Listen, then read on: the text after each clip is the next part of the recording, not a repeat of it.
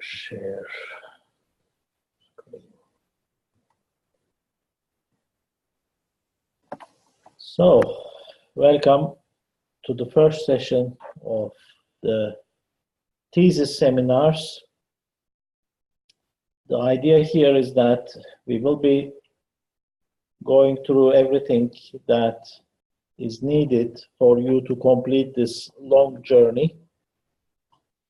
So your whole program is 90 ECTS, and out of that, the thesis makes up 30 ECTS. So it's a big chunk in your program, and this is the first meeting that we get to understand what is expected from you in the thesis, and then during the spring term, we will be looking at developing your ideas, your thesis ideas. We will be developing a research plan from the initial ideas that you have. And after that, once your research plan is approved, you will be appointed a supervisor to work with you on your thesis. So the research plan that you hopefully successfully will do in, I would assume, this month, that will earn you the first 3 ECTS of your 30 ECTS. During the spring, you are also expected to write your literature review chapter. So you will be starting your thesis by reading a lot of literatures. We need to do the literature review for a number of reasons, because first of all, we don't want to reinvent the wheel.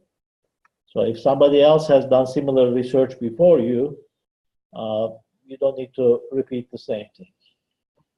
And secondly, we need a map when we do our empirical study. We need a map to guide us, what we call the theoretical framework. So you will be focusing on your literature review and hopefully find a suitable, or if not find, develop a suitable framework that will help you in your empirical study, in designing your empirical study. So when you are going to do interviews, you will be designing the interview questions with the help of your theoretical framework. Or if you will do a survey, you will again design your survey questions with this framework. Once you do that, you will earn the next 7 ECTS from your thesis. So that completes master thesis part 1. So we have divided the whole 30 ECTS into 2 parts. Part 1, that's about developing your research plan and writing your literature review chapters. Part 2 is the rest of the thesis. I'm not sure how fast the students are expected to write their thesis. There may be differences in the expectations. Some of you may be aiming even to finish your thesis this semester, while others, I think the majority, will be targeting the end of the year. So I will be going through all the details, all the different parts of the thesis process as early as possible. So during our meetings on Thursdays, we will cover, starting from what is a master's thesis, and then continuing with the reporting instructions, the research plan, the literature review. Following that, how to write the introduction chapter, how to write the methodology chapter, how to do the empirical study, collecting and analyzing the data, how to write the results chapter, how to write the discussion chapter and your description page, and finally, the maturity test and final steps in submitting your thesis. So those are the things that we will be going through. So I will be offering you some information during these sessions. But at the same time, this will be also like a workshop. We will be working on your, first of all, research plan, then the chapters one by one. So you will be asked to submit assignments. So we simply break the thesis into 5 parts, 5 chapters. So during the process, you will have certain deadlines for submitting the different chapters, and that's how we will proceed, how you will progress. So we break the big chunk into pieces, which hopefully makes it more manageable for you. And we are here to help you out in the process. So attending the sessions is to your benefit,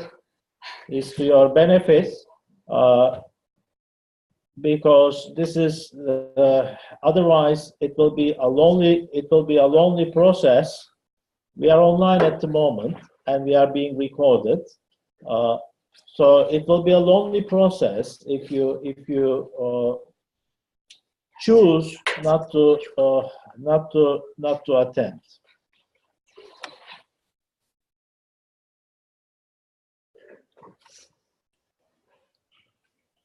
Now, let's get started with what is a thesis. And before that, perhaps we should agree about, we have 2.5 hours, how we want to utilize that, when we would like to have a break. Any suggestions? I'm all open.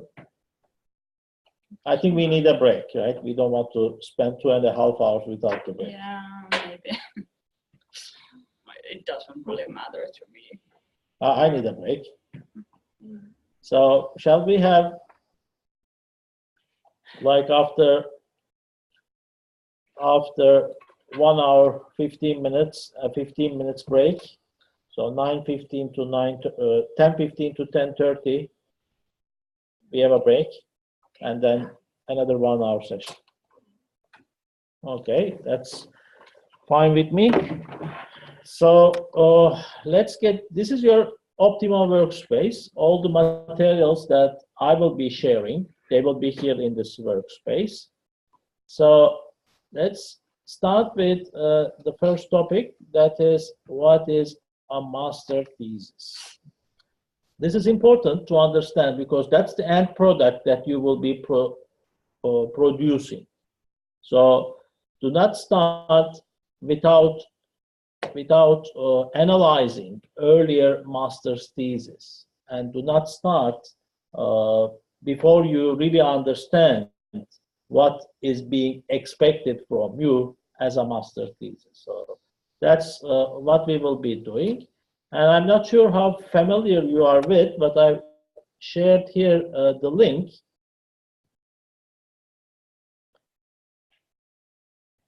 This is the thesis pages on your Elmo. Are you able to access this?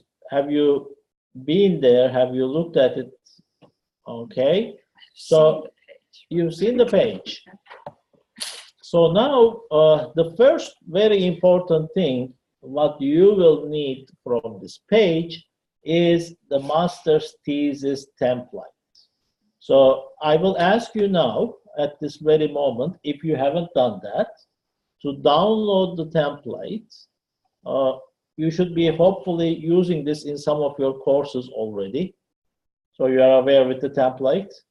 So the template that I am talking about is on the front page of the thesis. When you scroll down, on the right side, there are the thesis reporting templates for the bachelor and master thesis.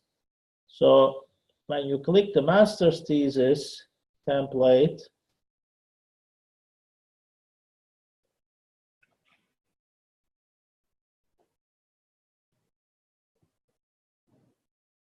so this is a template that's already made for you.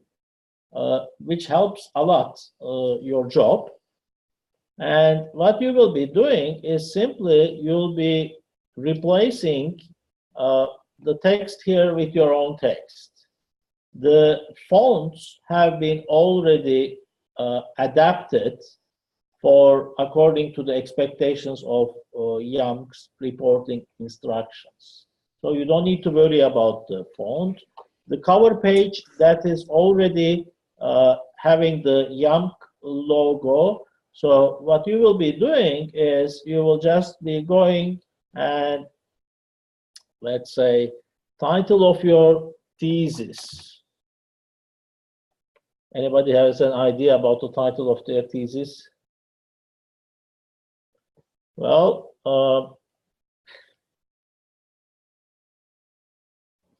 I will put XXX, okay?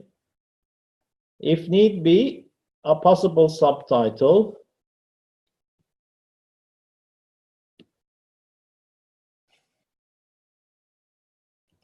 ABC. Author's first name, family name. So let's say this is my thesis. I write my first name and last name. Now we have problem. I get different things here when I receive the final thesis from the students. So the first one, this will be the master's thesis. The second one, now this will be we will go through the dates when you will be submitting. So when you submit your thesis, the month of the submission. So let's say I'm going to submit my thesis in November 2019. Now this name of field, I think this is the confusing one. Technology, communication, and transport. My suggestion for you here is School of Business.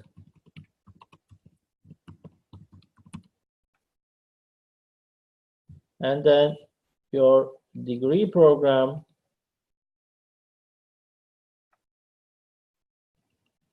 that would be master's degree program in international business management.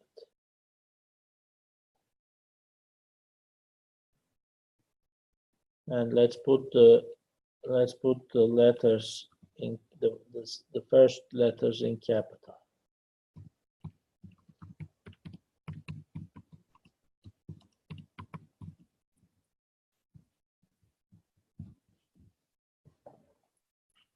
So that's our cover page, easy. Then the second page is the so-called description page. This is the page that you write last. And on this page, again, you need to fill in last name, first name. So here, last name comes first. On the first page, it was first name first. Again, the same month and year as on the cover page. Language of publication, that will be English. Number of pages. And here, permission for web publication. Now, all the theses will be published electronically in YAML's database and Thesis. We will be looking at Thesis, that is the database which has all the master's and bachelor's theses from all universities of applied sciences in Finland. So it may be that you may have some thoughts about whether there may be some confidentiality issues. If you are doing it for some company, the company may not give permission for you to publish, or the company may be afraid that, okay, some of the information is confidential, they don't want it to be public. There are a number of ways how you can deal with this situation. First of all, the last option would be that you don't give permission for publication. That would be the last option.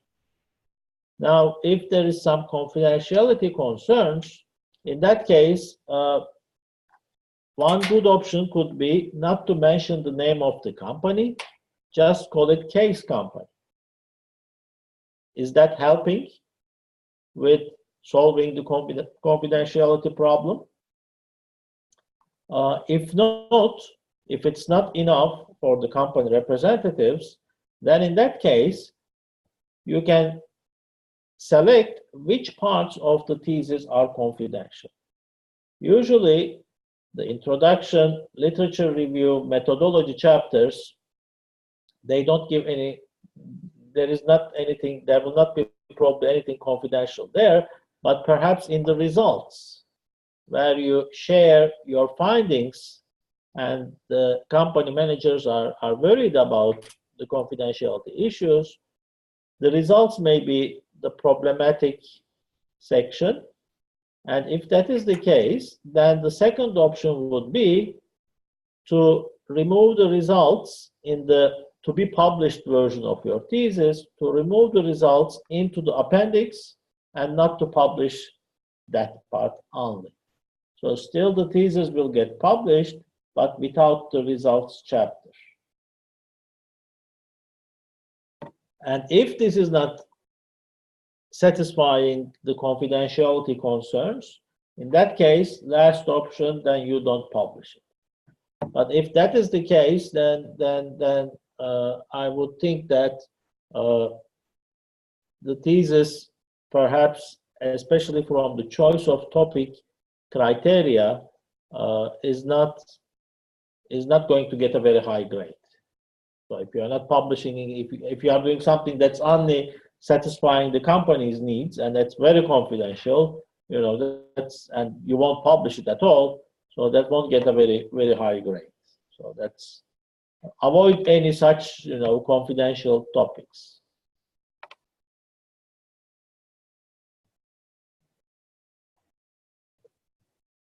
We prefer that all theses have an assigner. So this could be a company which is assigning the thesis. And of course, it's natural that sometimes you don't have any assigners. It can be that you are going to do a thesis about a topic which covers companies, but not a specific company. So you are not solving a specific problem of a company, but you are doing a more, let's say, academic type of thesis, which is acceptable. If that is the case, then your assigner would be Young Center for Competitiveness. So that means that I will be the assigner at that moment, being a representative of Young Center for Competitiveness.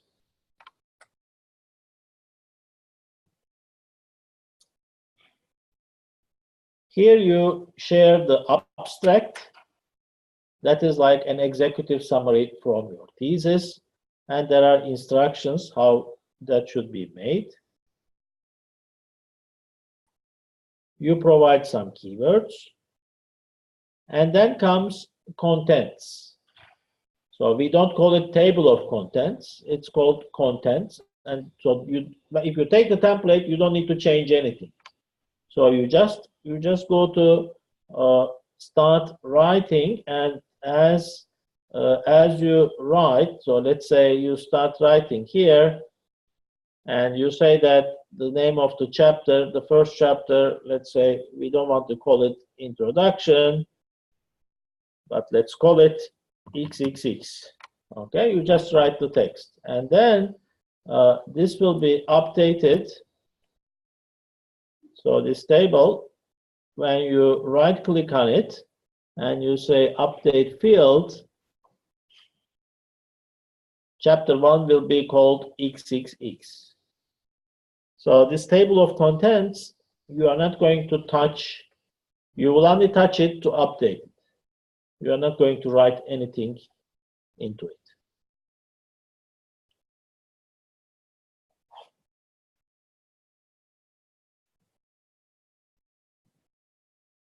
So we have the chapters followed by references and ending with appendices. Now here I would actually suggest a small change in general related to the format. So the first chapter, that would be introduction.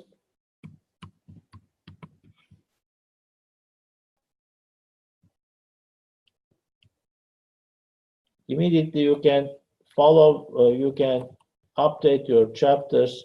So here you see there is some Latin text. This is just text. You just take it away and write your own text. Second chapter, I would call it literature review.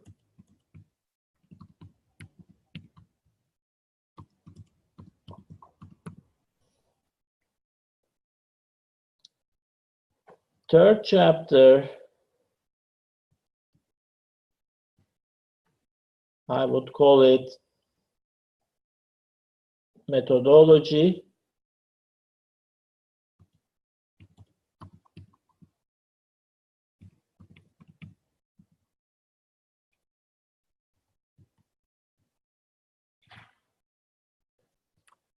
Fourth chapter, results.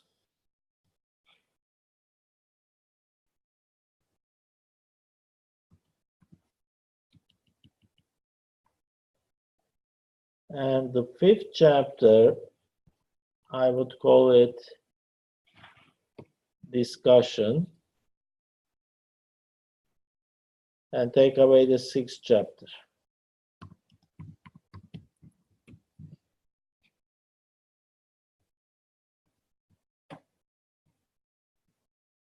So we don't need chapter 6. So let's go back to our contents. Update our table.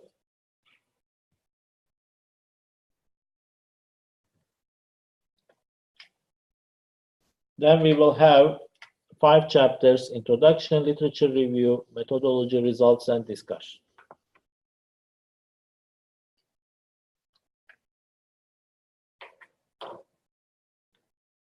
And here we also have already example tables and figures. Important to remember, the caption of a table always comes above the table itself, while the caption of a figure comes below the figure. So that is something that we should bear in mind. And usually tables and figures which are not created by you should have citations. Now, after the contents, we have another section called figures and tables. So here is a list of all the figures with their page numbers and tables with their page numbers. Now, if I put a citation to the actual figure or table, that citation will also automatically come here. But we don't want to see any citations in this list of figures and tables. How do I take care of that? Let me show it with an example. So here, figure 1. This is not my figure. This figure has been taken by from a source by Sari Shannon. So I'm going to make a citation. So she has written an article in 2018.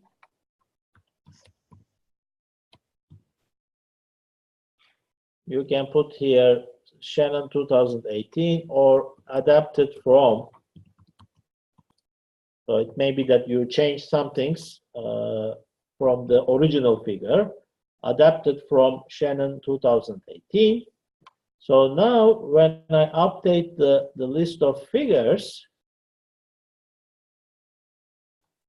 so here, if I say update entire table, look what happened. Adapted from Shannon 2018 came over here. What you do is you just go here and you delete it. So the citation should be seen in the right place of the figure, but not in the list of figures.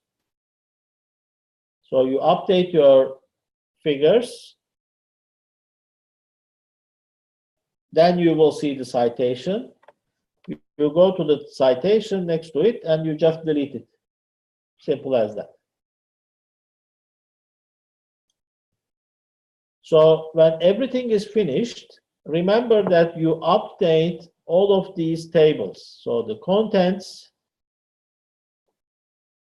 so everything is finished, because otherwise, if you don't update it, the page numbers will not be right.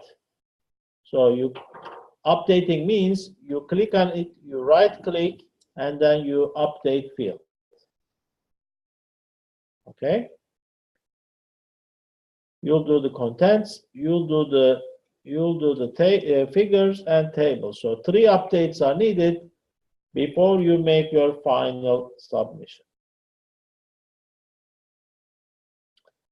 So this is our thesis template. Do we have any questions about that? Okay.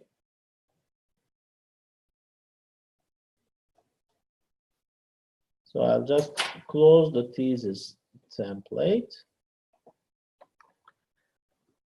Now, the thesis page in Elmo, so you go to your student intro. So this is if we go back to the Elmo student front page, this is the page that when you log in with your YAMK account, you will get to.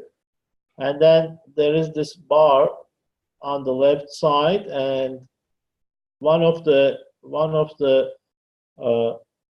links there is about the thesis. So when we click on that, it takes you to our thesis front page. Now, to familiarize ourselves, we will be looking at the master's thesis. So we click on the master's thesis, and here on the right side, there are different options, starting from orientation, choosing topic, all the way to presenting, submitting, assessment, archiving, and publishing. So we will be going through very briefly about some of the critical items that I see important here. And then you can look at the rest by yourself. So the first critical item that is important, when you have your research plan ready, so that is our first objective in the seminars, is to have your research plan ready. When that is ready, you will be making an electronic submission of your research plan, and that will be done. You can read about it in choosing the topic. So that will be done, the electronic thesis proposal submission. That will be done in your starting page. So if I go to my starting page, Is this a familiar page for you? Here you got electronic services, and the first one that you see is form. When you click on the forms, unfortunately, I get only forms that are relevant for me. But when you click on it, you will find forms. So I do not see the submission form for the thesis proposal, but you will be seeing it.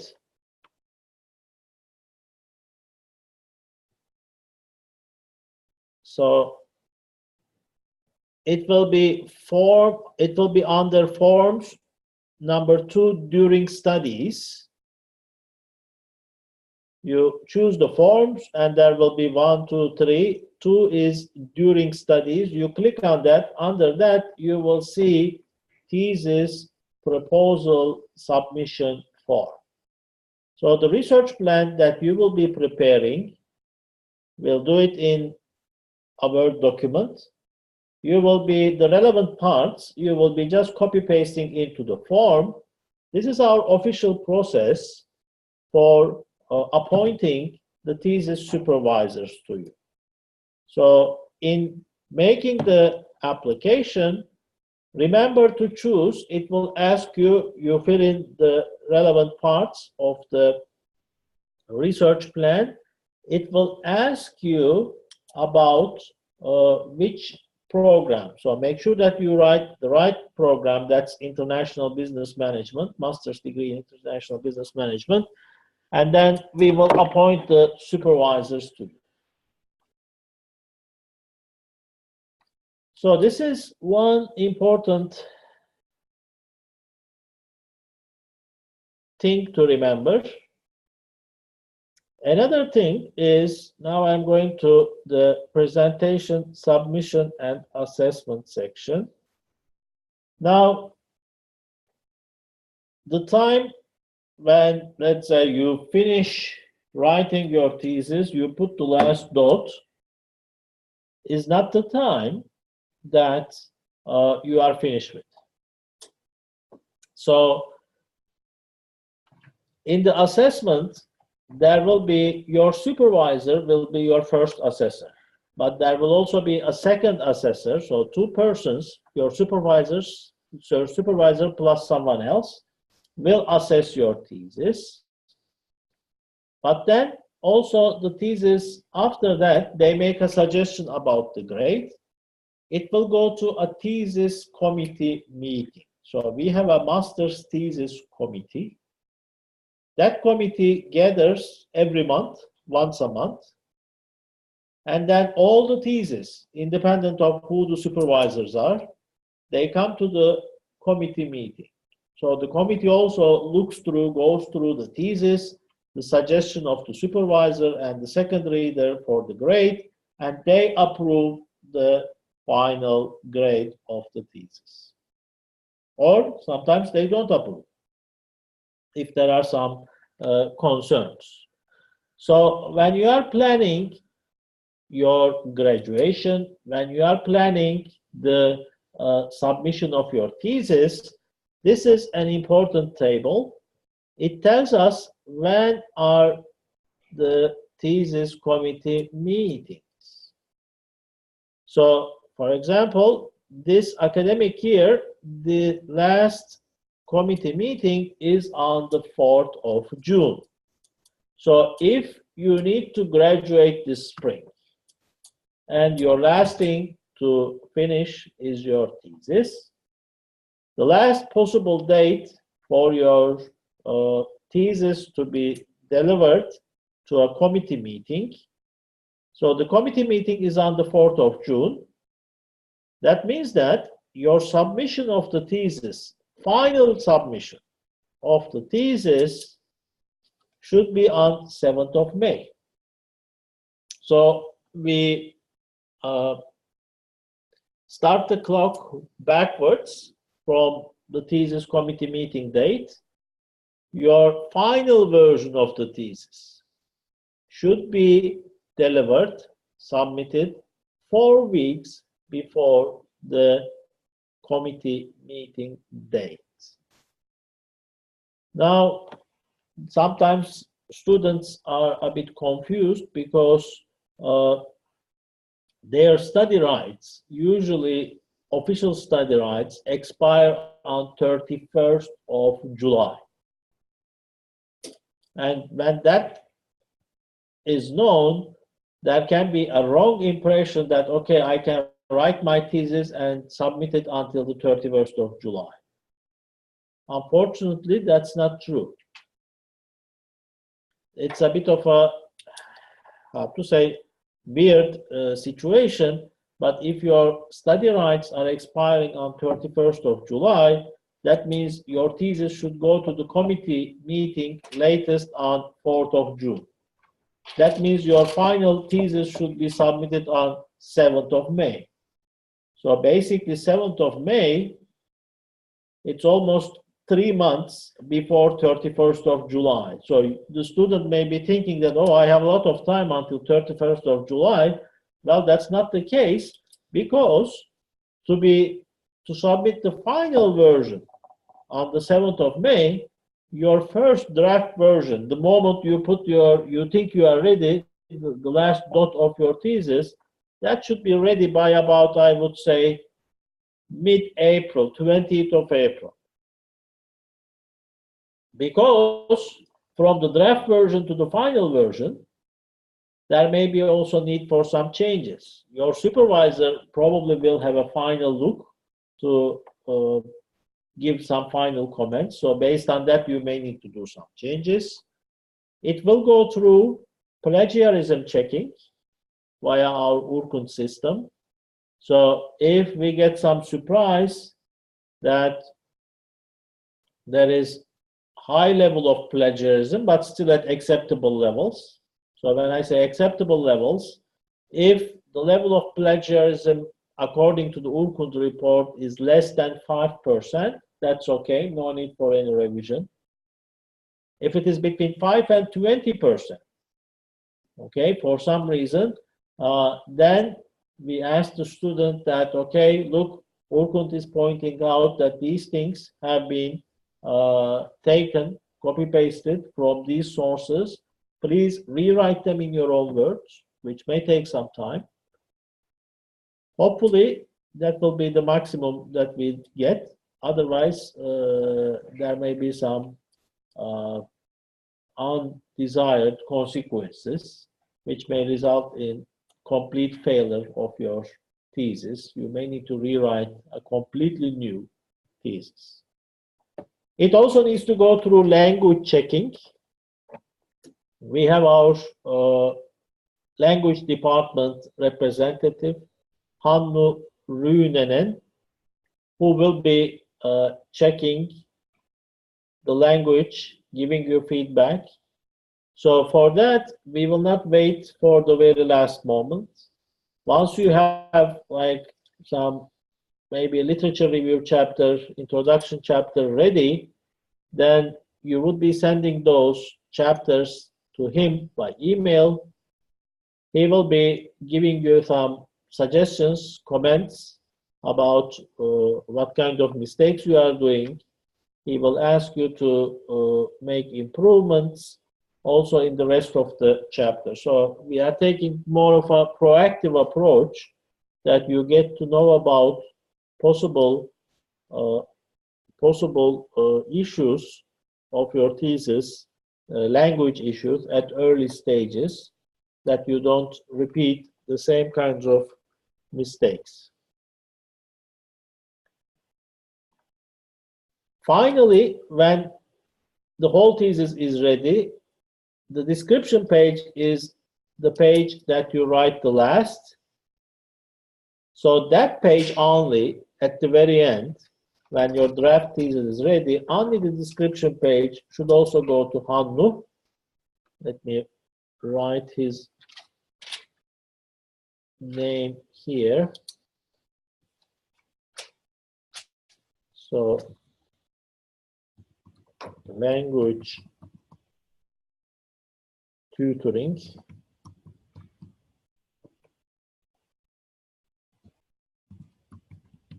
Hannu Rünenen, and his email is hannu.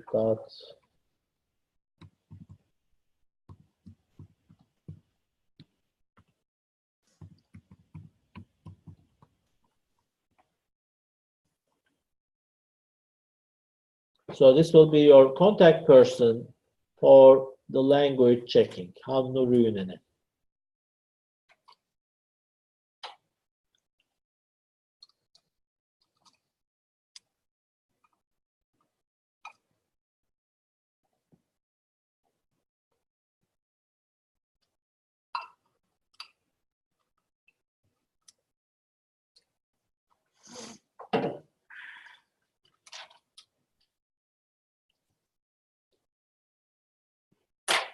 I'm not going to go through all the details related to what you need to do when you are submitting your thesis. You can read about that here. Remember that when you're going to make the submission, fill in the Excel survey.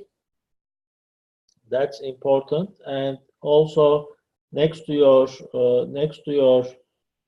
thesis, you need to provide a number of evaluations. So using our assessment form, you also are asked to make a self-assessment of your thesis. So we have our reporting instructions. I will show them to you, and which is our Bible. So that's important already from the start. You can see there, we'll go through that, what we are paying attention when we are assessing your thesis. And that's also what we ask you to do when you self-assess your thesis, that you take into account those criteria.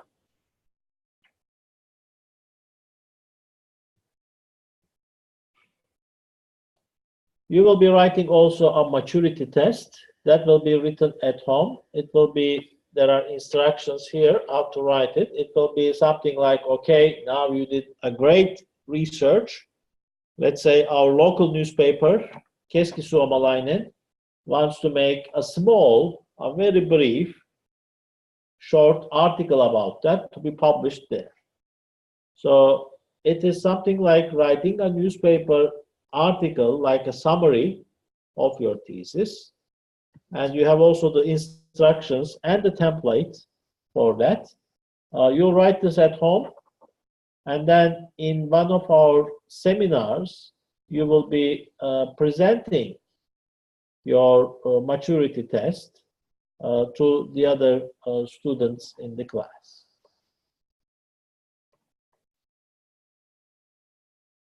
All well, all done, and your thesis goes through the committee meeting. Everything is good. Last thing you need to do is you need to archive it and make the electronic publication. So this is also something that you do. We have a very bureaucratic system towards the end of the process. Don't think you are done when you make your electronic publishing. You also need to apply for your certificate. Click here what to do, and you'll know you need to fill in some survey about the studies, some student feedback, and finally, you need to apply for your certificate. That's the process in brief.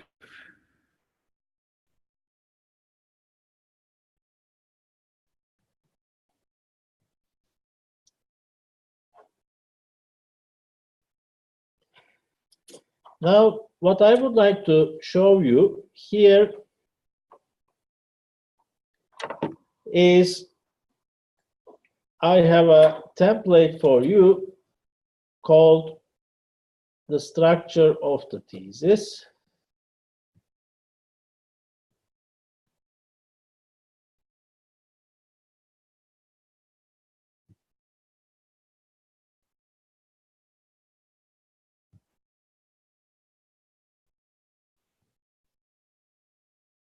So cover page, description page. Now, Sari has a challenge because she is from Finland. That means the description page should be written in English and also in Finnish. Now, I emphasize once again that usually what happens, the description page, so-called the abstract of your thesis, executive summary of your thesis, you have finished the thesis, the whole thesis is written. This is the last thing you write. You are tired. You want to get rid of it as fast as possible. You don't pay the maximum attention on that page. When I say you, I'm not meaning any of you here, but this is, a very common situation with some of the students. However, remember that this is the page that the thesis committee will read the first. And they will make their opinion about your thesis based on the description page. So we don't want to give a wrong impression, especially if a high grade is recommended for your thesis. A wrong impression can raise question marks. So this is the page that you should pay more attention at the end.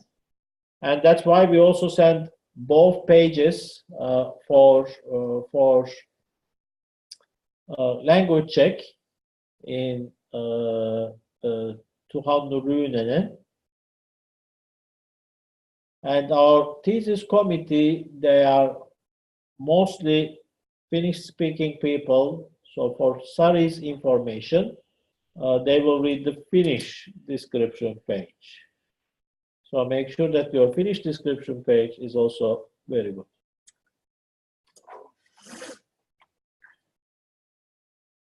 So what we have here in the outline, introduction chapter, let me put here some imaginary numbers. So this is like something like 6 to 8 pages, not a very long chapter. And the idea here is to inspire the reader.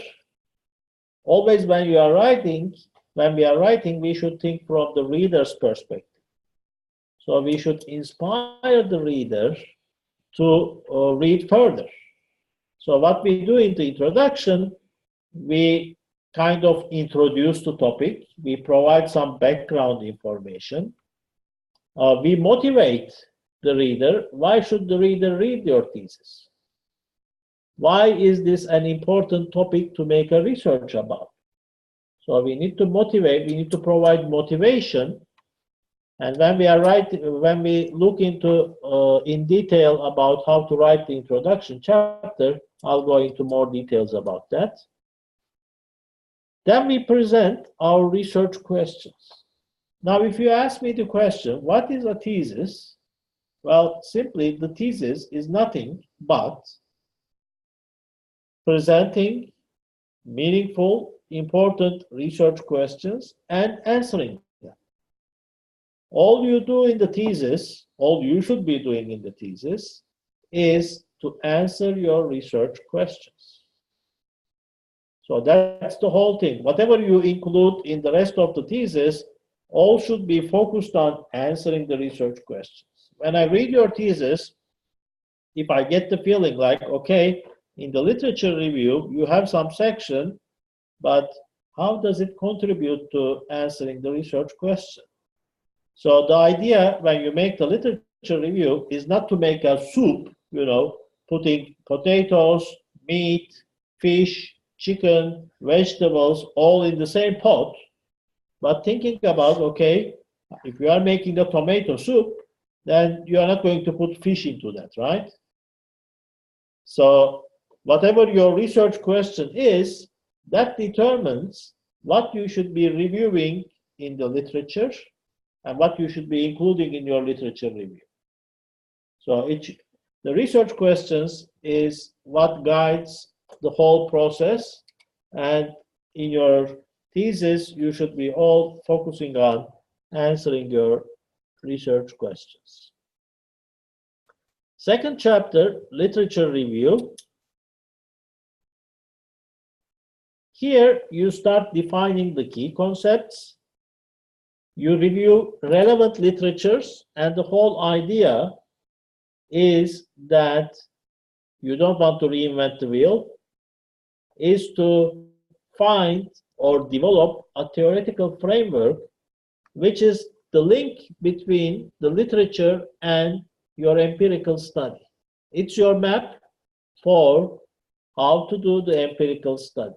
What kinds of questions you will ask in your interviews or your survey will depend on what is your theoretical framework. So we are not reviewing literatures just for the sake of reviewing. We are reviewing it to find a framework that we will use in our empirical study. The literature review chapter shows us also how you have developed your expertise in the field.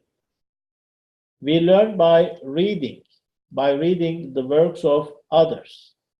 So being critical, synthesizing well the literatures, these show us that, okay, the student has developed his expertise, her expertise in that field. And of course, one of the let's say quick checkpoints for the thesis committee is to go and check your list of references. If you have 1 page of references, don't expect a grade more than 2. Even 2 would be excellent for a thesis which has a references 1 page. So I would suggest that keep your list of references long. That shouldn't be less than 4 or 5 pages. And of course, the list of references should be up to date. So if we go through your references and, okay, they are mostly from 1980s, 1990s, it's not up to date. So it's not a thorough literature review. Of course, there can be some classics that you would like to include from the 1990s, but then we should also see in the list of references a variety including 2010s. And you should have a variety. I think you will be using mostly English literature. Sometimes for Finnish students, it can be easier to review the Finnish literature. So we don't want to see only Finnish literature in the list of references.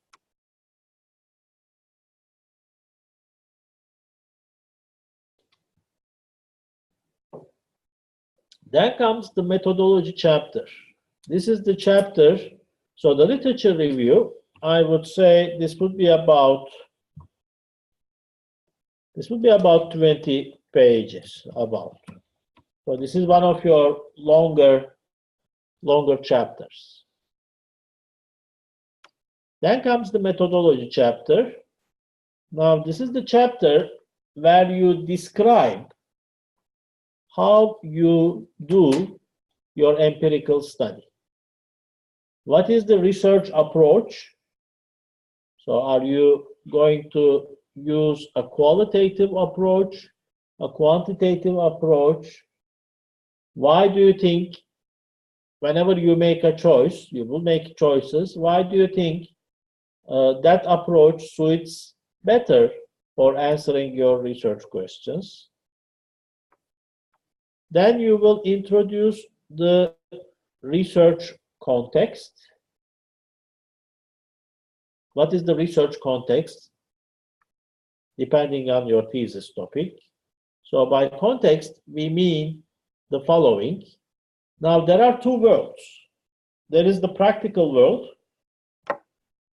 So this can be a company, this can be some cluster, this can be some industry, this can be some country. So that's the practical world.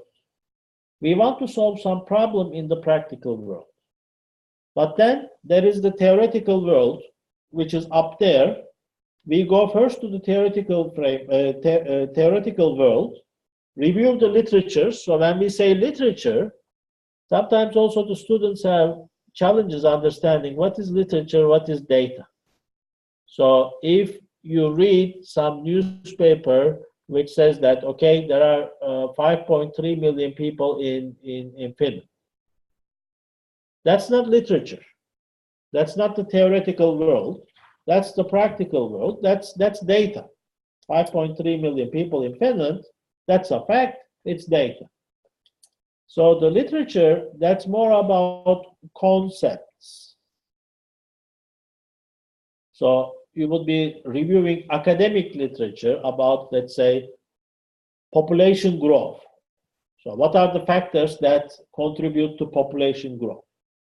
Let us assume that one student is going to tackle Finland's population problem. Finland's population is not growing, so people are not making enough babies. More people are dying than are being born.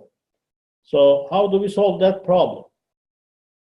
So if you read something that, okay, there are 5.3 million people in Finland, last year it was 5.4 million, this year it's 5.3 million, you present that, that's data, that's not literature.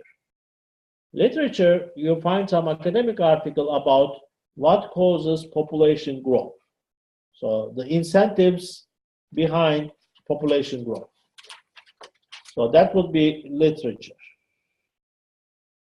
Here, in this thesis, focusing on the population problem of Finland, the research context would be Finland. So here you would write some things about Finland, because this is not the thesis that will be read only by Finnish people. So for them, okay, everyone knows Finland. But imagine somebody from China, from Turkey, who knows nothing about Finland. So research context in this population problem thesis is Finland. So there you would write about Finland.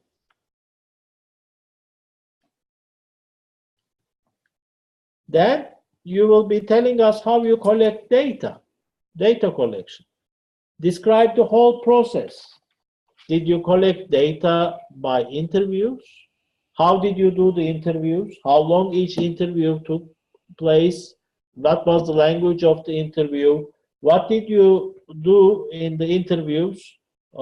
Usually the interview questions, they should be presented in the appendix. And in writing this chapter, you will also be benefiting from the literature on how to do interviews. So you are not going to just go ahead and do the interview, but literature, methodology literature suggests what should be taken into account when you are making interviews. So is literature review or the interview will be presented in literature review chapter or in this data collection? Data collection. So this is about methodology. In the literature review chapter, it should be all about your topic, the topic of your thesis, not about the methodology. The methodology literature, so when we say literature, there is literature about your topic, so that comes in the literature review chapter. But then here in the methodology chapter, there is literature about the research approaches, there is literature about data collection, data analysis. So there should be also citations in this chapter about how to do literature, how to do data collection properly. And then you also describe how you did your data collection. How many interviews did you do? With whom you interviewed? Those are the things that you will include there. How you analyze the data, that is also important to describe. especially in qualitative research, we see that some students, we don't know how they have analyzed the data. In the results, okay, there are some quotations from some of the interviews, but how did they come with those findings? It remains a bit unclear.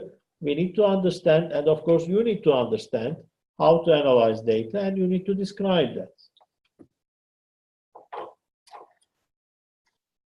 We also focus on reliability and validity of your results. So, did you really get the right answers to your questions? How do we know? Or how do you know?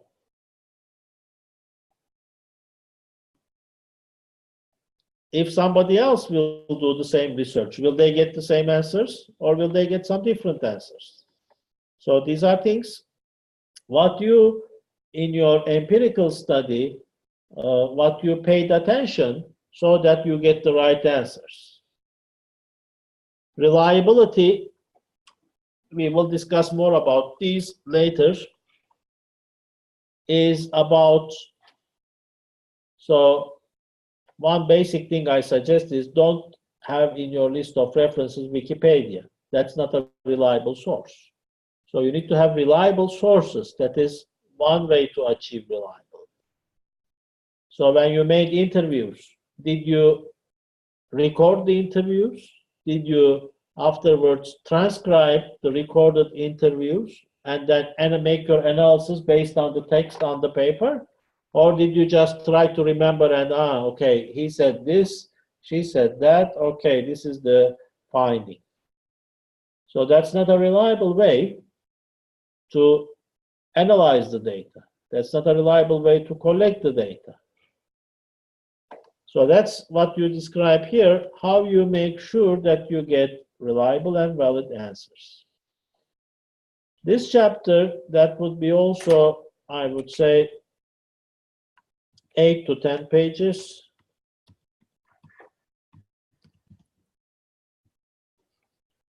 Then comes your results chapter.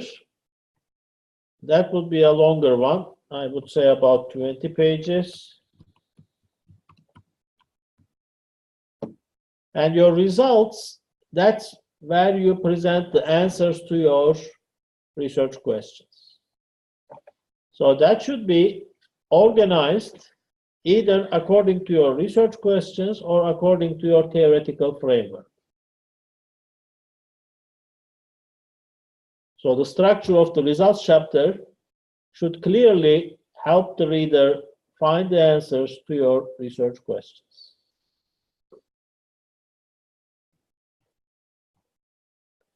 Finally, we have a chapter called discussion.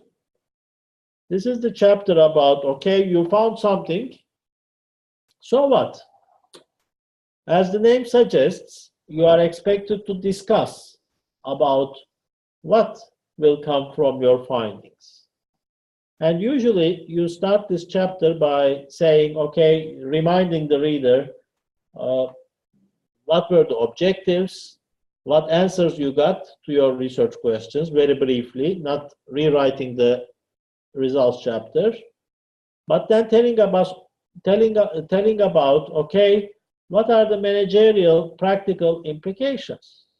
So based on your findings, what should the managers do and how that will solve their problem? That's the first thing. Then you are also expected to discuss about, okay, how do your findings stand in the light of previous academic literature? Did you find something new that was not mentioned in earlier literatures? You should also discuss about possible limitations of your research. We'll look through these all in detail when time comes. And finally, you end your thesis making some suggestions for future research. So that's a thesis. And this should be also something like 6 to 10 pages.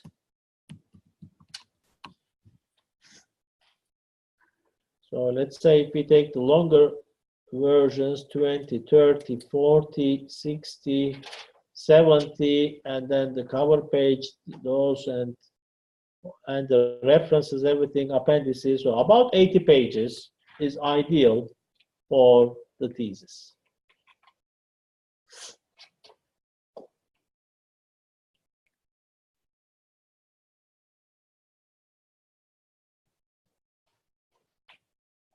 Perhaps it's time to have a break. Let's have a 15 minutes break, and then let's be back at 10:30 to continue.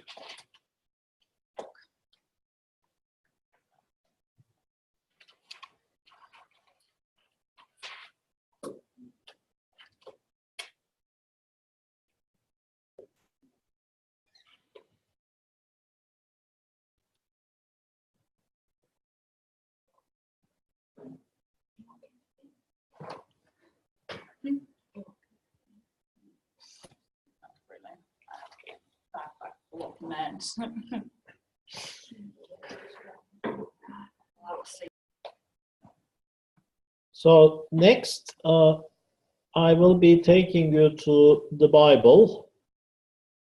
That's the assessment criteria. How are we going to assess your thesis? That's very important to know already from the beginning. And I suggest when I said the Bible, you keep it next to you when you are writing your chapters so that you know, okay, what should I do? Sometimes students ask, what should I do? I want to get a 4. Well, it's all in the criteria. So that's what we will use. When some student sends the final thesis, we go by the book. And the book is the assessment criteria. And this is also what you will be using when you make your self-assessment at the very end. So it's good to have this from early stages.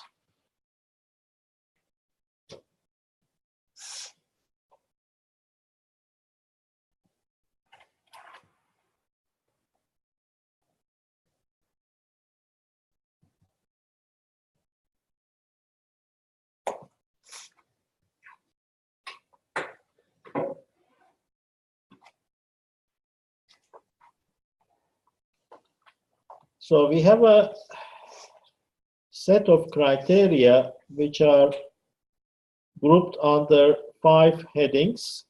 They are choice of topic and approach, knowledge base of the thesis, thesis implementation and results, thesis reflection,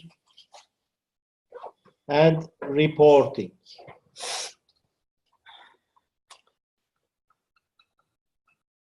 The weights of the criteria are not equal. So rule of thumb, I would say knowledge base of the thesis, and this is about your literature review chapter. So the literature review that you have done, that's about in weight 25%. Then thesis implementation and results, that's another 25%. Thesis reflection, so thesis implementation and results, that's the discussion and results chapter. Thesis reflection, sorry, I said wrongly. Thesis implementation and results, that's the methodology and results chapter. And then thesis reflection, that's the discussion chapter. So that's also another 25%. So 25, 25, 25, that's 75. And the last 25 is divided equally between reporting and introduction, choice of topic and approach. So choice of topic and approach, that is usually assessed by reading your introduction chapter. And here, important thing is, okay, you may be really doing research on very important topic, very, how to say, current topic, let's say, Internet of Things, very popular topic, and you want to do your thesis about that, but that doesn't mean that you get from this choice immediately the grade of 5. It's more about how you present it in the introduction chapter. It's more about motivating the reader. It's more about making justifications why that topic is important. So it's not we don't decide it by reading the title of the thesis. We decided after reading the introduction chapter. And I was telling earlier the example of the thesis which will not be published because it's so confidential. So if the situation is like that, then it looks like the choice of topic is justified from the viewpoint of developing the commissioning party's organization working life. So with the thesis, we are only developing that specific company's operations. From that thesis, nobody else, no other company in the same industry can benefit. Well, that can get from this criteria the grade of 3 maximum. So for you to get the grade of 5 when you are choosing the topic is justified for the professional field from the point of significance, working life reformation, value of new research, or wider social importance. So how wide is the importance of your research? Is it only solving a specific problem at a company, or are you tackling a more broader social problem?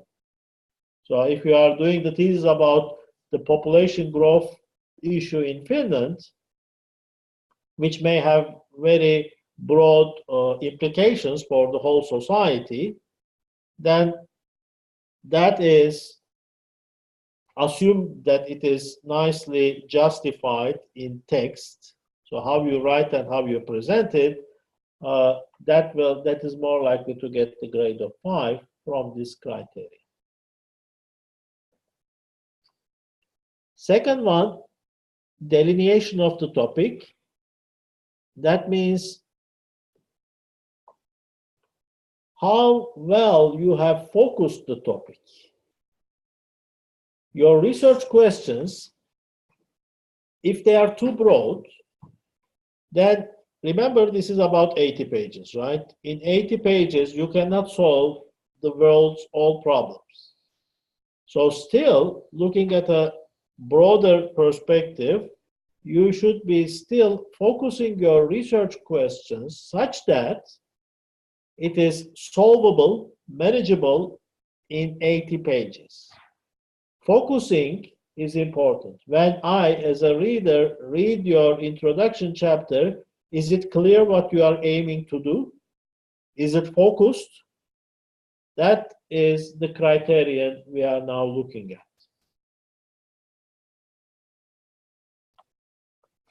Definition and specification of thesis objectives.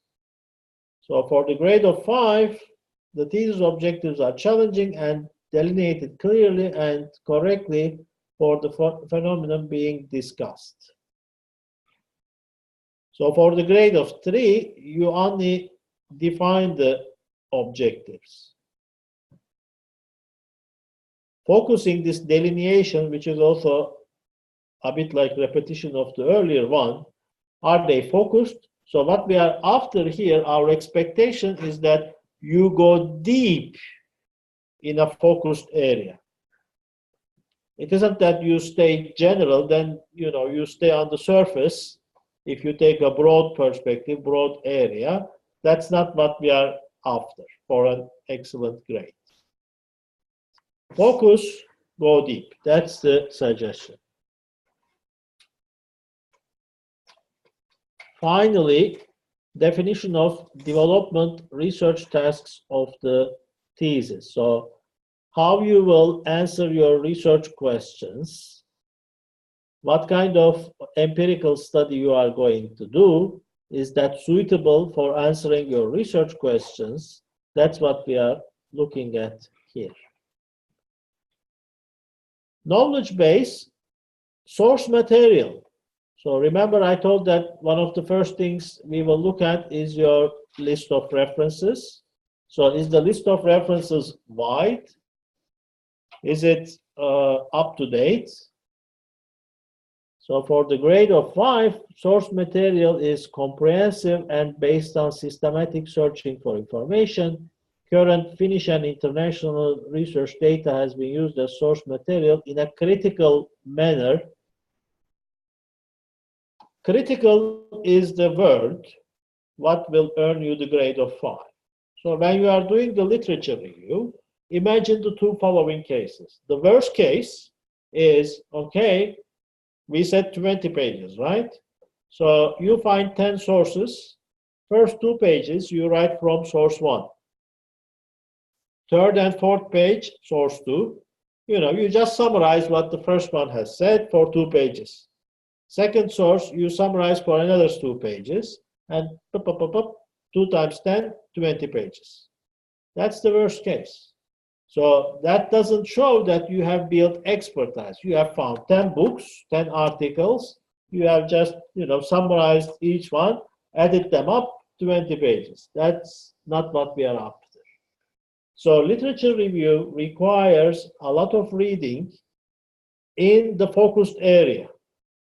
And then after the reading, synthesizing that very well in a critical manner.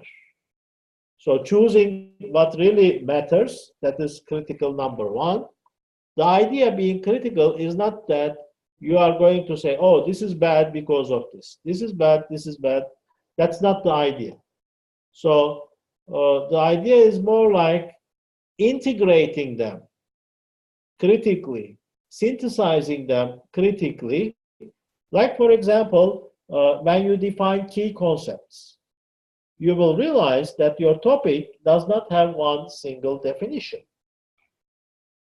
There may be a number of definitions. So you are expected to provide the variety of the definitions, but at the same time, you are expected to choose what is the definition that you will use for your thesis. How should the reader understand that concept for your thesis topic, and why? So whenever you make a choice, always remember to justify it, answering why you make that choice. So those are important things which will increase your grade.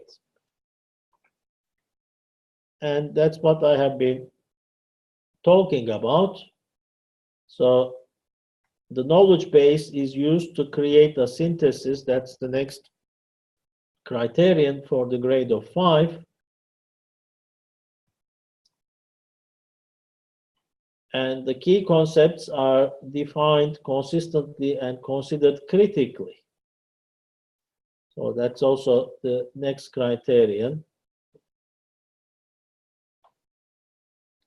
Unfortunately, there is this Finnish international research. I think this criteria, they have been developed more from the Finnish perspective for the Finnish students, thinking that they will be more inclined, or they will be more using Finnish sources. So if the thesis is based on Finnish sources, in this criteria, don't expect a very high grade. So you see this Finnish and international research over and over in the text.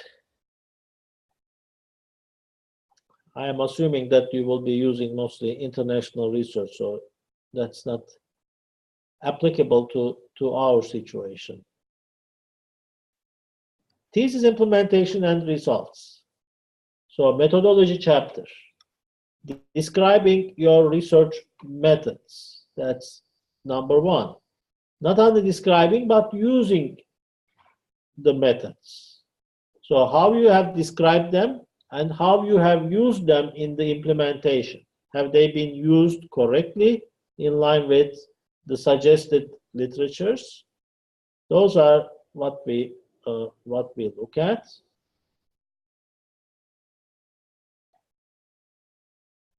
collection and description of research data. So again, have you collected enough data which offers us valid, reliable results? The analysis that comes afterwards, how you describe the analysis. So that is the analysis of the data diversely and critically. That is for the grade of 5.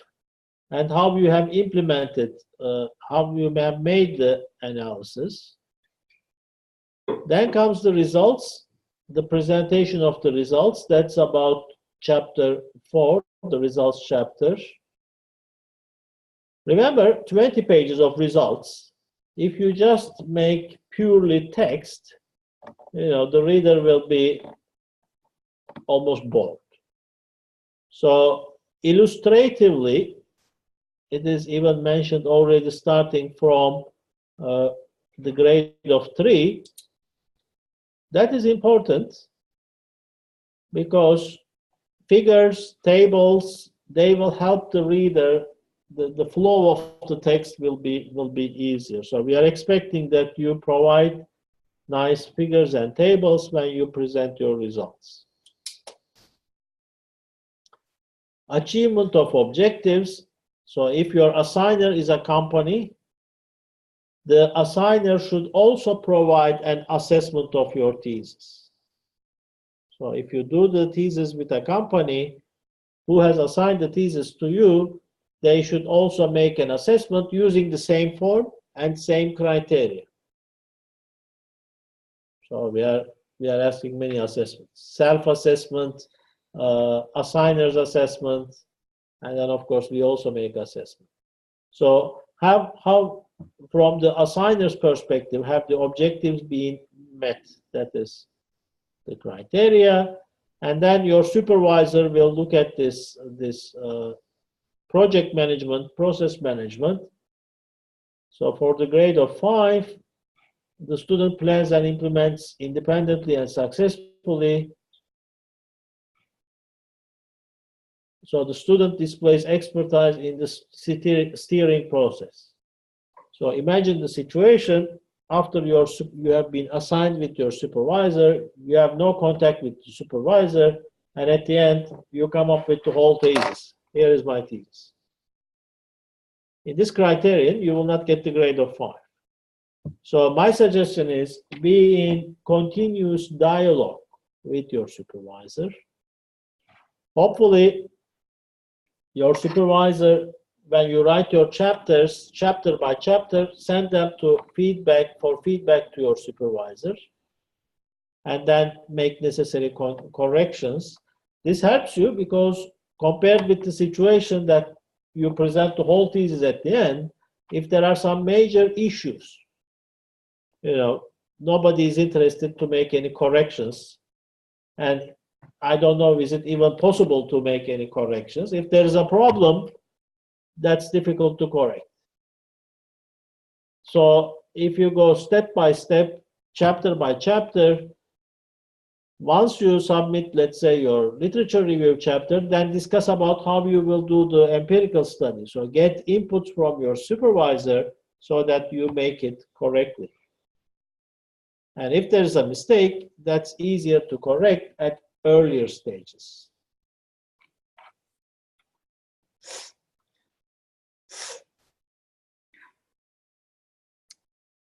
Thesis reflection, that is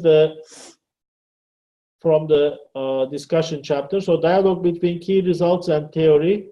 There is the section assessment of findings in the light of earlier literature. So that is where we look in assessing this criterion. Reliability of the work, that is, we look at 2 places. One is this limitations of the research in the discussion chapter, and then the other in methodology chapter, there is the verification of findings. So reliability, validity, how you have taken care of those, and how you discuss about the limitations. Presentation of conclusions, that is the managerial implications. Okay, so what? Based on your findings, what is the use, practical use for managers of your findings? So that is presentation of conclusions. Do you suggest any improvement possibilities? Then finally, reporting. Here, is the structure logical? So the structure that I shared with you, if your thesis looks something completely different, then don't expect a lot from here.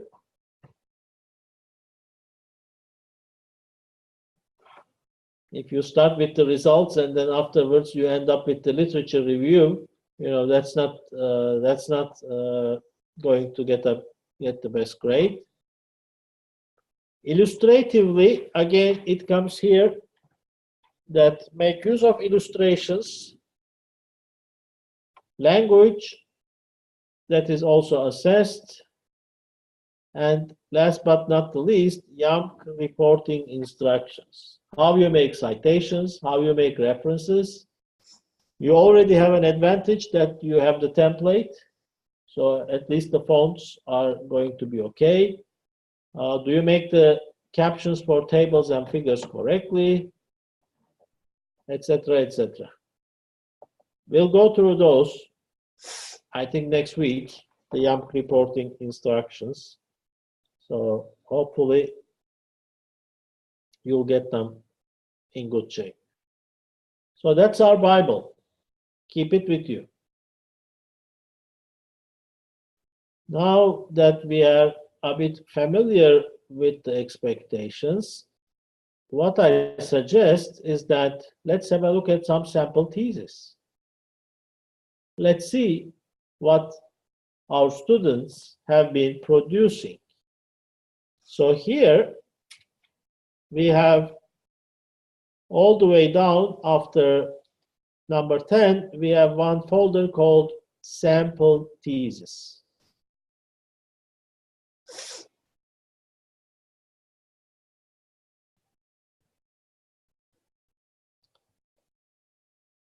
Let's have a look at, we don't read the whole thesis, but let's have a look at, let's look at a couple of these. Allison's thesis. Let's start with that one.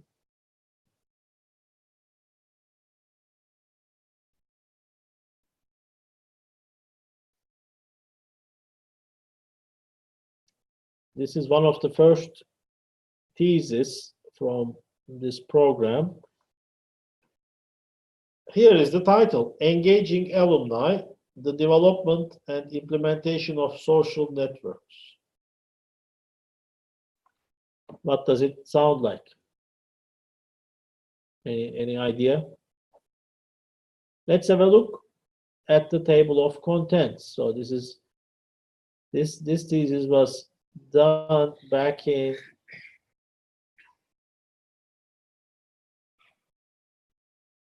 2013. Oh my God, 6 years ago. Even the name of the school was different that time. Even our logo was different that time. So the cover page looks completely different.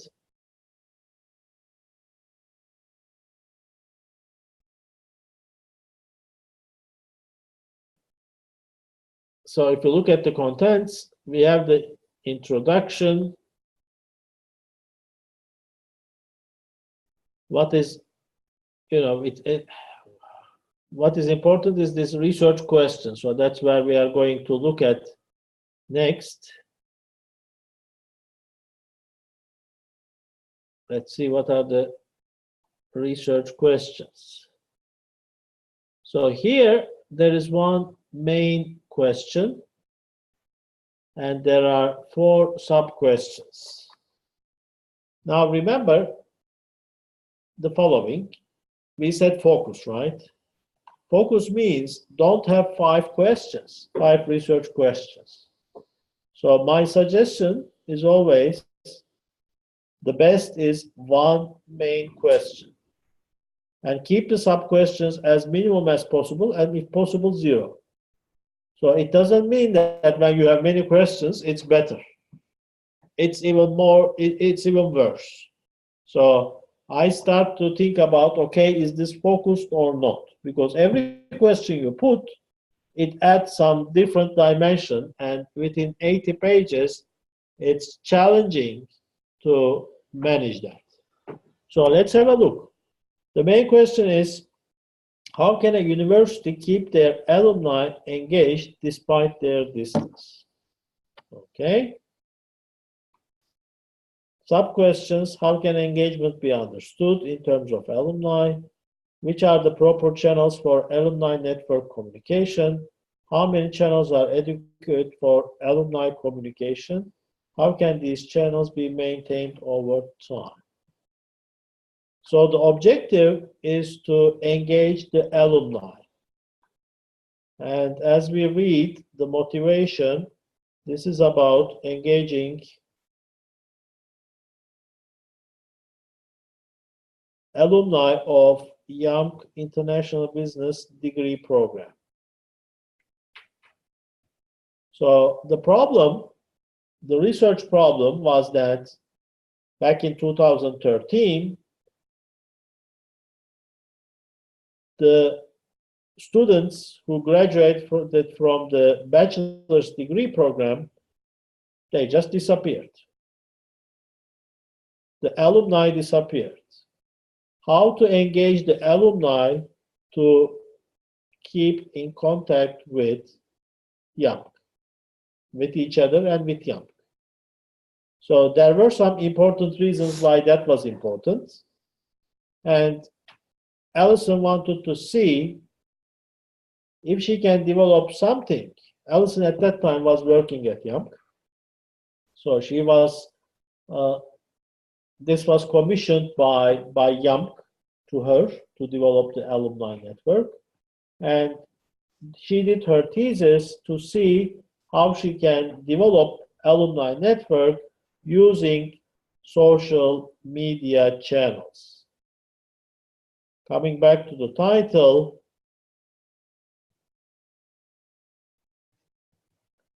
engaging alumni, development and implementation of social networks. So Facebook, Twitter, LinkedIn, whatever. She looked at all different possibilities to find out how to increase alumni engagement. So this is a potential thesis idea. And what she did there, let's have a look at. So the second chapter, called Networks and the Roles They Play, this is indeed her literature review chapter. So she has named it a bit differently. So she has reviewed the literatures. It's a bit short, isn't it? 10 pages. Oops.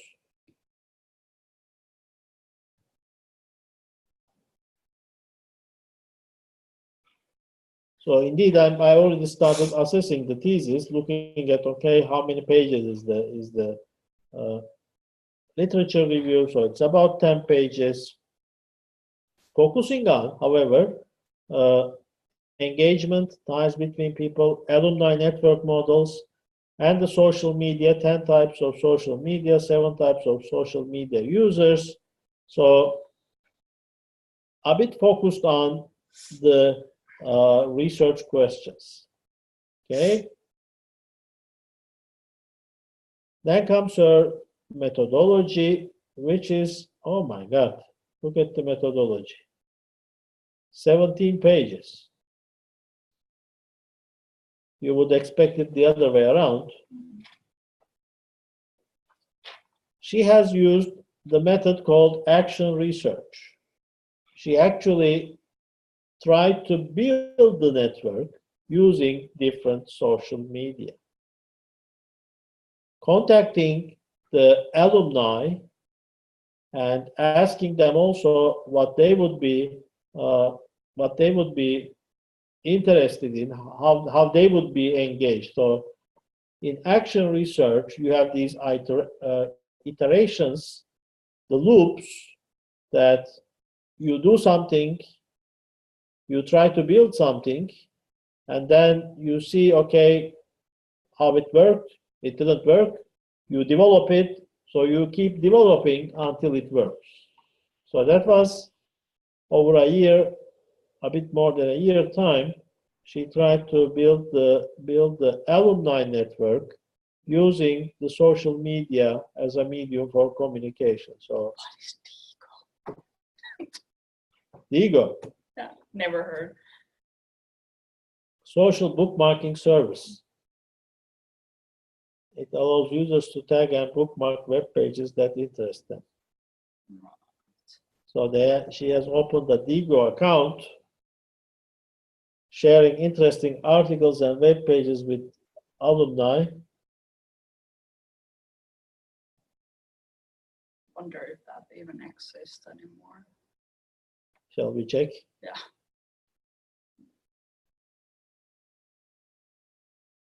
So Digo, where are you? Digo login. I think it exists.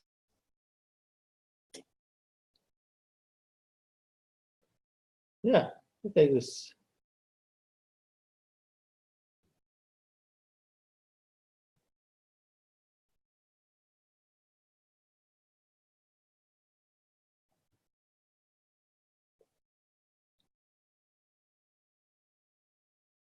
Now then comes the results.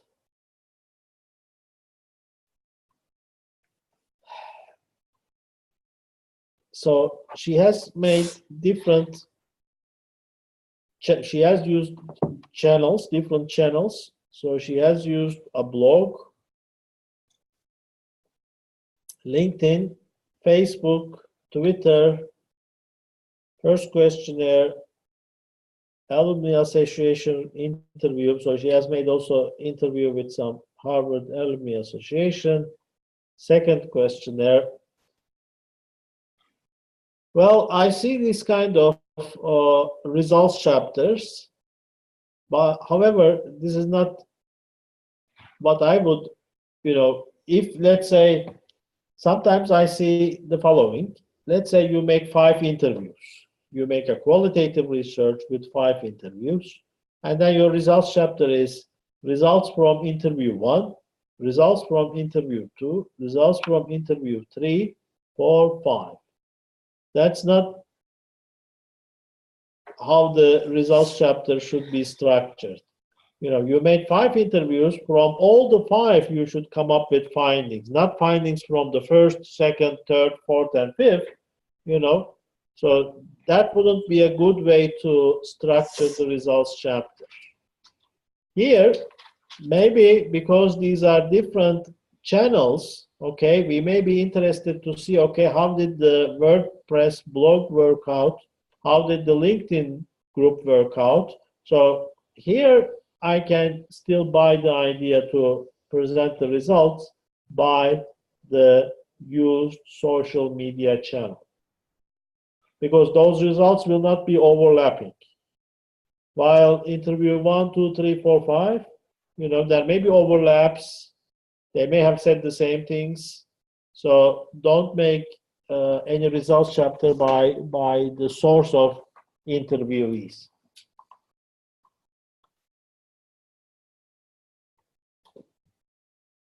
Then we have the discussion chapter, and all in all, appendices, etc. Something about 88 pages. That's one thesis. Let's look at another one.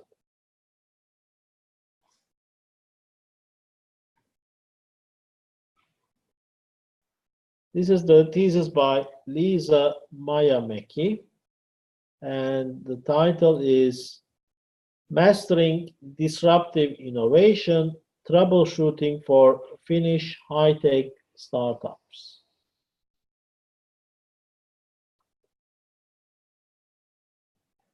Let's have a look at the contents. There is the introduction, research questions. That's what I am interested in. Let's go there.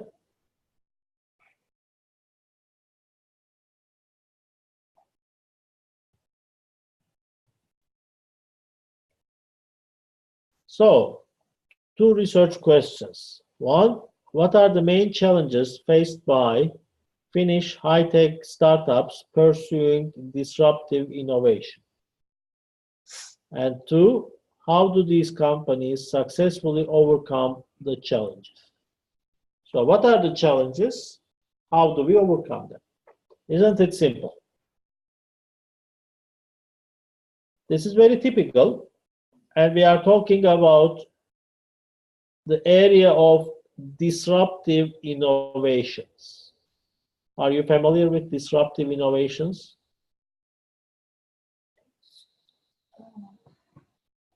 Breaking the previous, Right, what they have already. right. Earlier, yes. So disruptive innovation is like earlier we were using the desktop, the computer. Then we are using the laptop, but then came iPad, right? Then came the smartphone. So those are disruptive innovations. They change the whole industry structure. So it's not easy to come up with disruptive innovations. So many of them, there is no. We are talking about high tech. So we are talking about Finnish high-tech startup companies. So it's not easy. The failure rate is high. So what are the challenges? If you have a disruptive innovation idea and you want to start up a business, what are the challenges? How do we overcome them? Simple idea, isn't it? So that's the idea. And then again, she doesn't use the word literature review. It's excelling in disruptive innovation. So there is here mostly about disruptive innovation. One thing that perhaps noticed by you, usually in the suggested structure, I would like to see the last section, 2.5, 6, whatever, called the theoretical framework. Now here, we don't see it, but I know that it is these 5 principles of disruptive technology what has been used as the theoretical framework. So it makes, just like in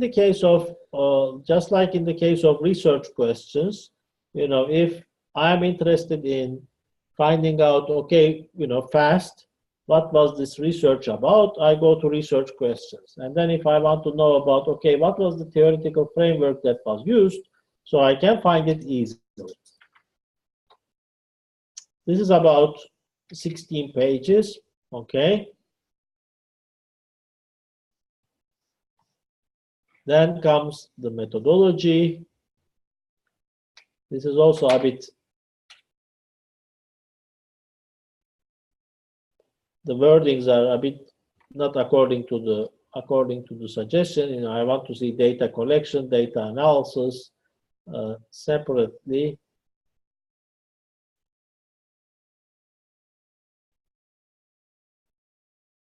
Yes, so this is the problem area again.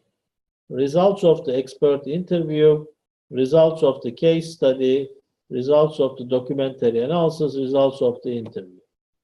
So these are results by source of data. So don't do that. Okay?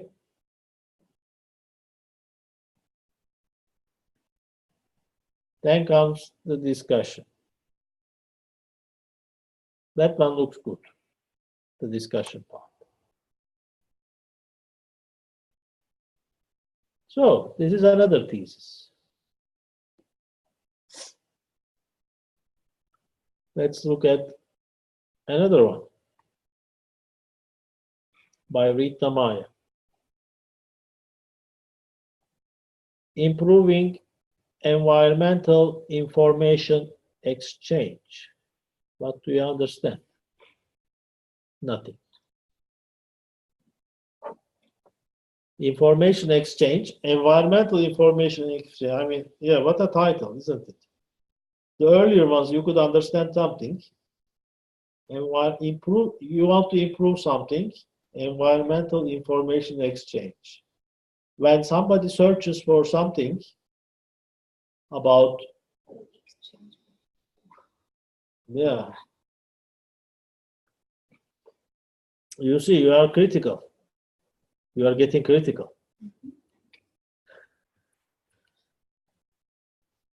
So, research questions. Let's go there. Maybe we are wiser after we read them. What actions need to be taken to improve the environmental information exchange at Metze board? How can these actions be implemented? So this is information exchange inside the company, internal exchange. So communication, basically, communication of information regarding the environment, environmental issues.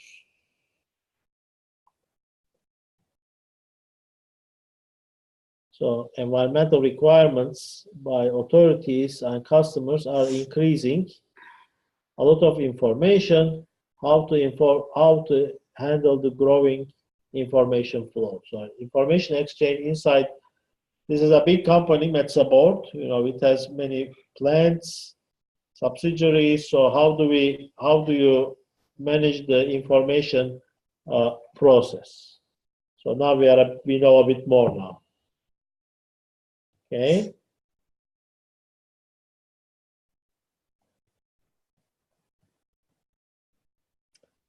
So the literature review is about data, information, knowledge, information theory, quality and value of information, information flow, etc., knowledge management, about 20 pages. So it is, as you see, focused, right? Focused on the research question. So that's very good. Then we have the methodology. This is also good. Data collection, data analysis, research approach. I missed the research context. I don't know where it is. Maybe somewhere she has. I think she has a bit touched on this in the beginning, introduction of the company, current working model.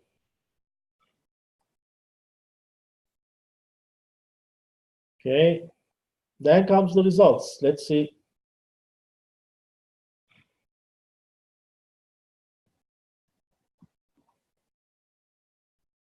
This is another way of presenting results. Environmental focus of the research.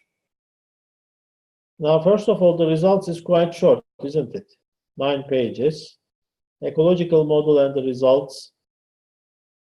Results from the organizational environment point of view. So I need to check the theoretical framework, how she has organized. It isn't so clear to me. You know, I need to go and read about that. Then we have the discussion chapter. That one looks good according to my expectations, 12 pages. But the results chapter is a bit short. Let's go look at the references. You know, let's be like thesis committee members. Let's see. You know, we don't want to read the whole thesis, but we want to get an idea. Okay.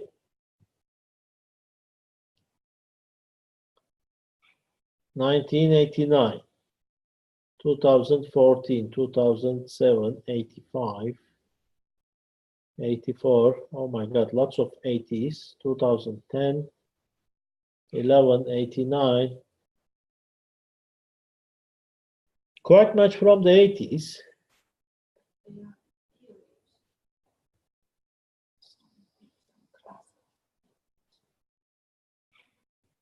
2008, 10. Okay, there are 2000s, some 80s. Again, 80s here, 81, 88.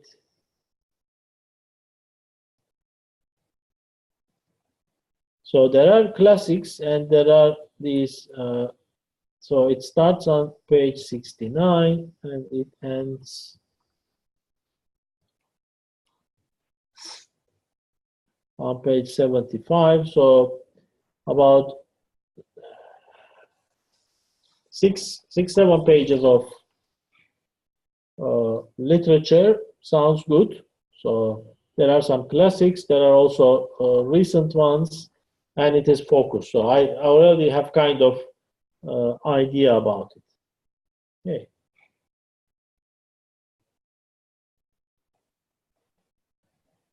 '81 pages. Okay. Let's look at another one. Johanna Valkainen.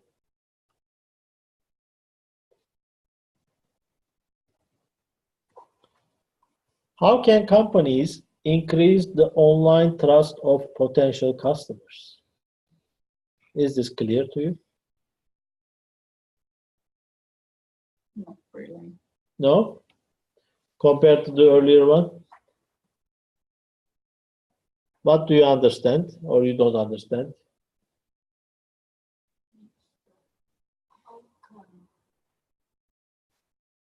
Online trust, is Yeah, that? what does it mean? They want to really want to use the online service of the companies. So imagine the bank, they have online services, or imagine e-commerce. Would you be putting your credit card number to buy something from Amazon? Do you trust that? Or would you put your credit card number to book a hotel from booking.com? So some people do, some people don't. So that is about online trust of potential customers. So maybe you trust and put it if you are buying something from or booking a hotel from booking.com or buying from Amazon. But if you are going to buy something from Vietnam, you find some, they are selling maybe some, you find some very exotic spices in some Vietnamese web shop. Would you buy with your credit card? So this is about that. And the research question is actually in the title.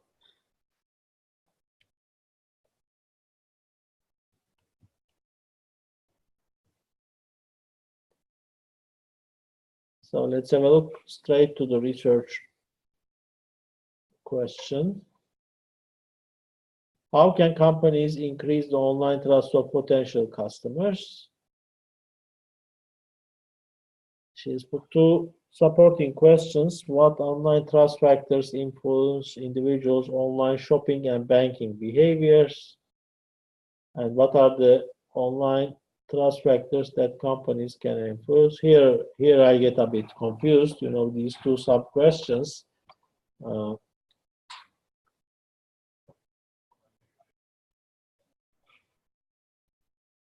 So which ones they can influence, which ones the company, this influence is a bit. So when we talk about this delineation, now I first had the feeling that, okay, this was focused, but then when I read these two sub-questions, I am like, okay, what does she mean?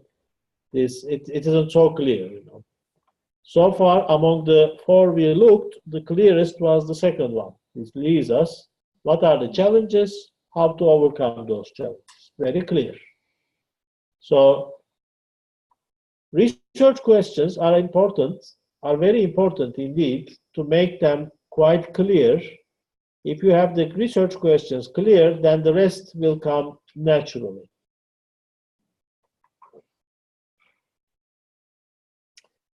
But perhaps this is good enough for the moment that you have seen now a couple of theses. What I suggest for next week as an exercise, we have the link here for Thesis.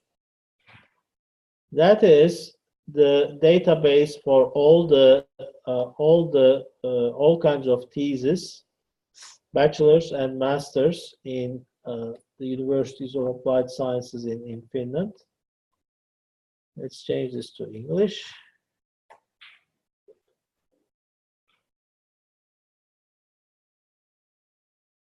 So here you can search for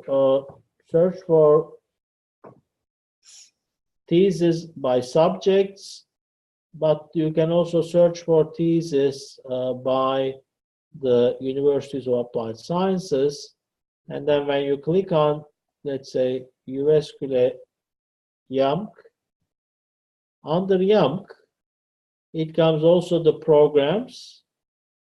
So here you could, for example,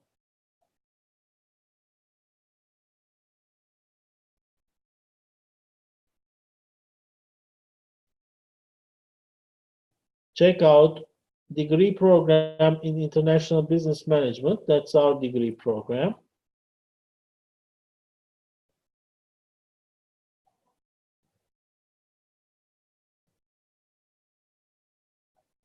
And there you get all the theses. So how many? 10, 19, 26, 30, 34, 38. So year by year. So here you can find all the theses, master's thesis. My suggestion is by next week, your task is to find a couple of theses. When I say couple, maximum 2 or 3 theses related to your topic that is of interest to you.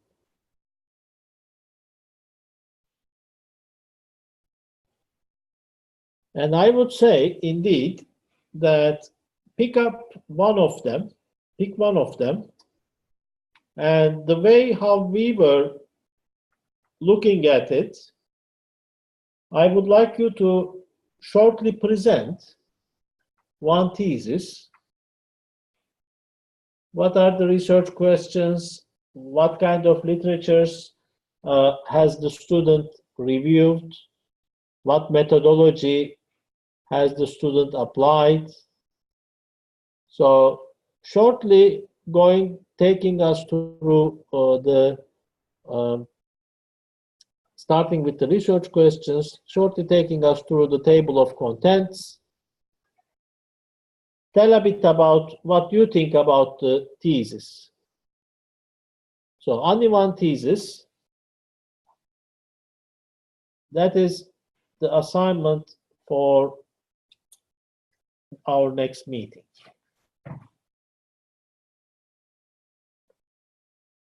So I could also recommend you can directly search here, but then of course there can come also bachelor's thesis. Make sure that you choose a master's thesis. I think you can choose the master's thesis from YAMK. I think that's, of course, you can also choose thesis. Maybe there isn't any thesis about your topic from YAMK. You can also search by subject. So if we say subjects,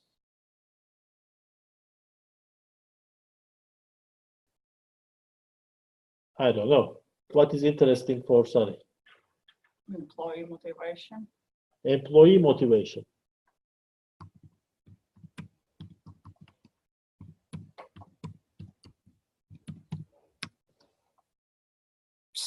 You get nothing. Well, now you say I cannot do anything for the next week.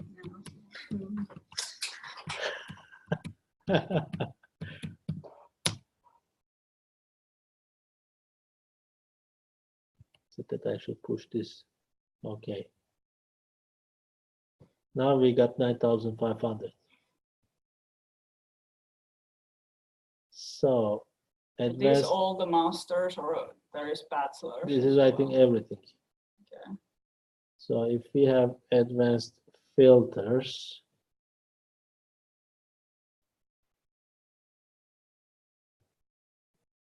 so level of the thesis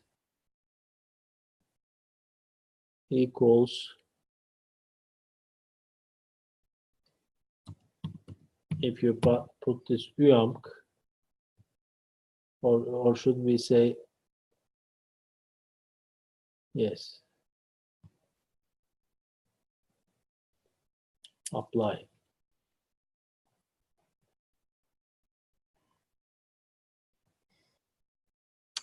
Okay.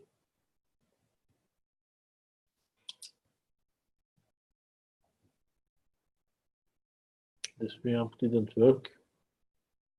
Level of thesis, title, not title, level of thesis. Should I put in small letters this preamp?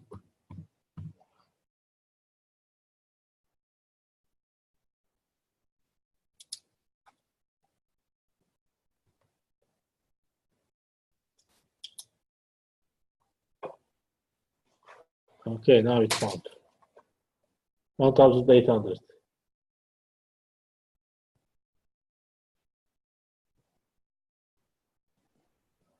So here you go. You have 1,800 theses to choose from.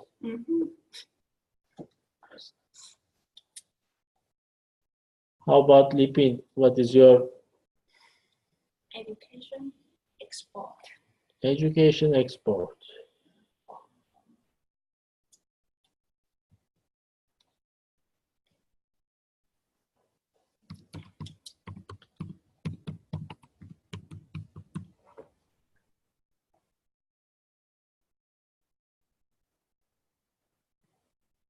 Oh my God, you have also 942. So don't think that you are reinventing any wheels. But if I want to narrow the topic still, can you put camp education? Then there is 0. So lots of possibilities.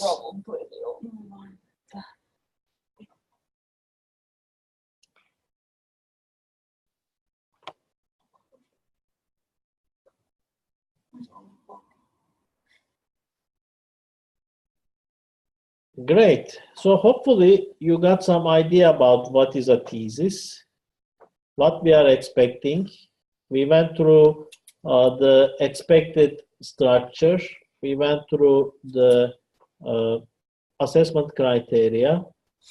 And then we talked a bit also about the template, the process, what are the important things. Next week, you will be presenting one thesis that you think, is close to your topic area.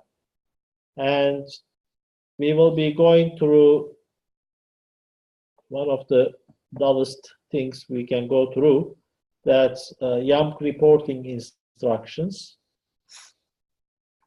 And then we start working. Probably next week, YAML reporting instructions should not take so long time. I will be asking you about your initial thoughts about your possible thesis. So we will have some friendly discussions about, what is your thesis going to be about, and then after that, in 2 weeks' time, we go into how to develop from the idea you have a research plan. So the idea you have, how to turn that into a research plan, that will be our next main target. And we'll be working on that for a while. Thanks for coming, and hope to see you again next week. Yeah, next week I cannot come, but I will try to join this virtual link. Do we have to make like PowerPoint presentation, or are we just going to show the